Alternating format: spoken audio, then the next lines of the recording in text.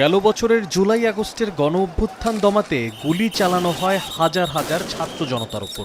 এতে নিহত হন ১৫০০ আর আহত হন ২৫,০০০-এর মতো, যাদের অনেকেই পঙ্গুত্ব বরণ করেন। বিচার পাবার আশায় অপেক্ষায় আছেন জুলাই আহত আর শহীদদের পরিবারগুলো। এসব মানবতাবিরোধী অপরাধের অভিযোগে শেখ হাসিনার বিরুদ্ধে গত বছরের ১৪ আগস্ট আন্তর্জাতিক অপরাধ ট্রাইব্যুনালে মামলা দায়ের করা হয়।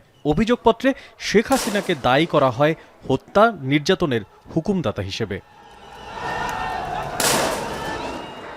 ৬ মাস ২৮ দিন পর শেখ হাসিনাকে প্রধান আসামি করে ৩ জনের বিরুদ্ধে ট্রাইব্যুনালের তদন্ত সংস্থা তদন্ত শেষ করেছে।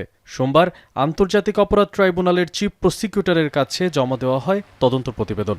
সংস্থার তদন্ত প্রতিবেদন নিয়ে সোমবার গণমাধ্যমে বিস্তারিত তুলে ধরেন চিফ প্রসিকিউটর তাজুল ইসলাম। এ সময় তিনি জানান, শেখ হাসিনাকে সব ঘটনার হোতা হিসেবে আসামি করা হয়েছে। তার বিরুদ্ধে ৫টি অভিযোগ আনা হয়েছে, যার মধ্যে জুলাই আগস্টে আন্দোলনকারীদের দমন করতে হত্যা, গুলি করার নির্দেশ দেন শেখ হাসিনা। তার সঙ্গে সাবেক স্বরাষ্ট্রমন্ত্রী আসাদুজ্জামান খান কামাল ও সাবেক আইজিপি চৌধুরী আব্দুল্লাল মামুনের সরাসরি সম্পৃক্ততা মিলেছে।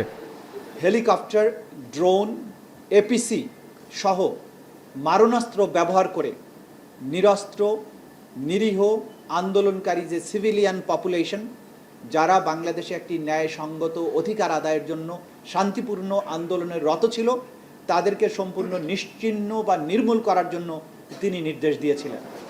আন্দোলন দমাতে শেখ হাসিনা যে সমস্ত নির্দেশনা দিয়েছেন তার অডিও ভিডিও ক্লিপ শহীদ পরিবারের সদস্য, আহত ও আন্তর্জাতিক মহলের তথ্য প্রমাণ সাক্ষী হিসেবে উপস্থাপন করা হবে। তবে সংগঠন হিসেবে আওয়ামী লীগের বিষয়ে আইন পর্যালোচনা করে সিদ্ধান্ত নেওয়া হবে।